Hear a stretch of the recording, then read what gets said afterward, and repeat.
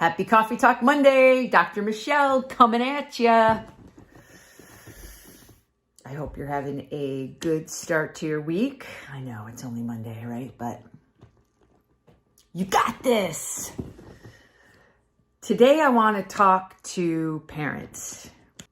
How parents can better support their kids' sporting endeavors.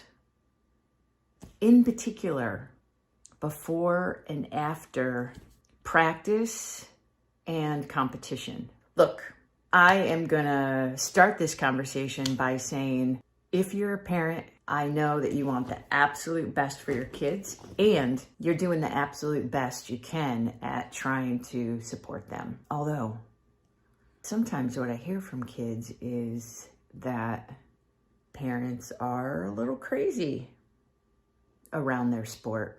And when asked if that works for them, they're like, When we talk about what might better work for them, they have an opportunity to think about what they need and want from you, the parents. It's a tough thing.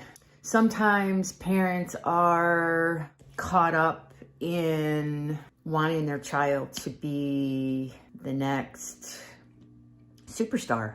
Sometimes parents have played the sport that their child plays. So really passionate and intense about it. I get it. If I had kids, I'd probably be a little passionate as well.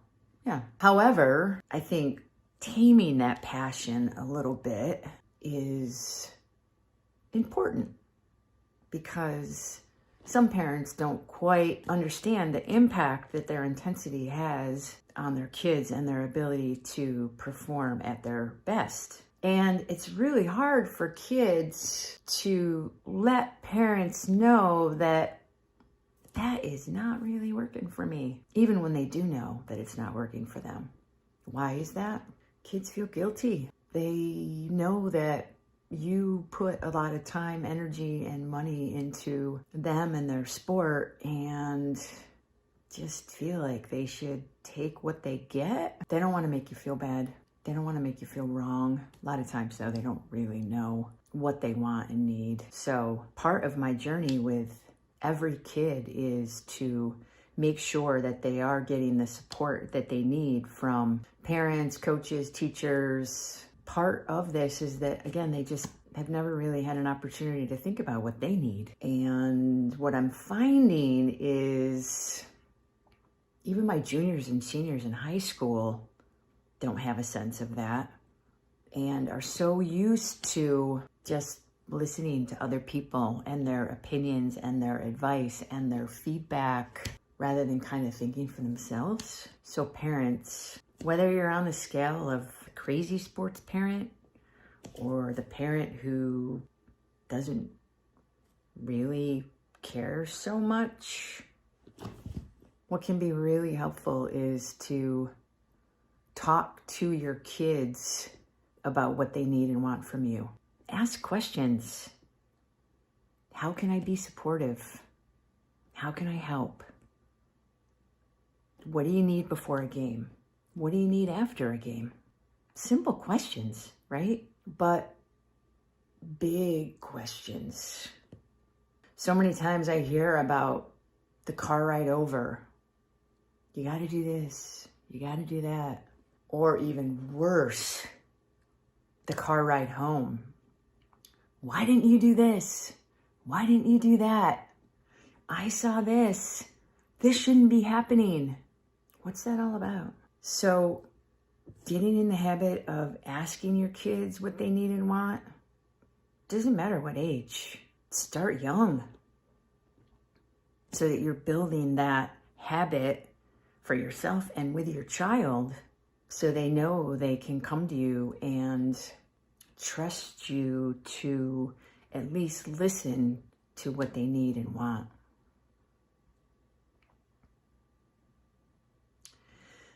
Besides helping kids figure out what they need and want, what kind of support they need from the people around them, the other thing I help my clients do is develop the ability to be the initiator of conversations, particularly post-competition conversations. I just had this conversation with one of my young clients the other day about post-match evaluation. How do you evaluate your performance in an objective way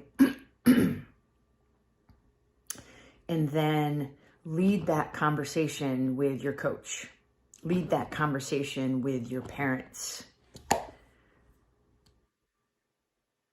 The first important thing in that is having an objective way to evaluate performance. And I said to her, think about your match. What went well? What was challenging? What do you need to work on? Let those people around you know that you're going to take a little bit of time after your matches and after practice to think about these things. And that then you are going to lead the conversation forward with parents, with coaches. I said, what do you think about that? And she said, yeah, I think I can do that.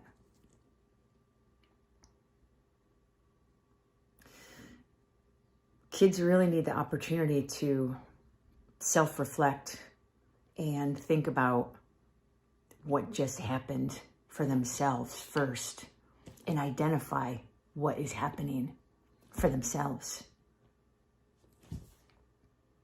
And then develop the ability to be able to talk to people around them, to lead those conversations. That doesn't mean you can't then go back and forth and add information or give feedback, which is another conversation, giving feedback. I'm going to talk a little bit more about that next time. But what do you think about this process? Asking kids, your kids, what they need. Allowing them the opportunity to think about what just happened in practice or in competition, and then lead the conversation. Hopefully that sounds like a better process than maybe some of you are using right now. And of course, even though I'm going to talk more about feedback the next time, getting in the habit of thinking about the language that you use with your kids goes back to my all-time favorite short little phrase from Carol Dweck, not yet.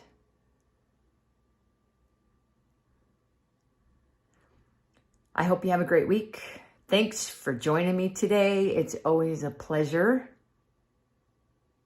And I will see you back here next Monday. For any questions or comments, you can again leave them here or email me directly. And I always respond. See you soon. Bye.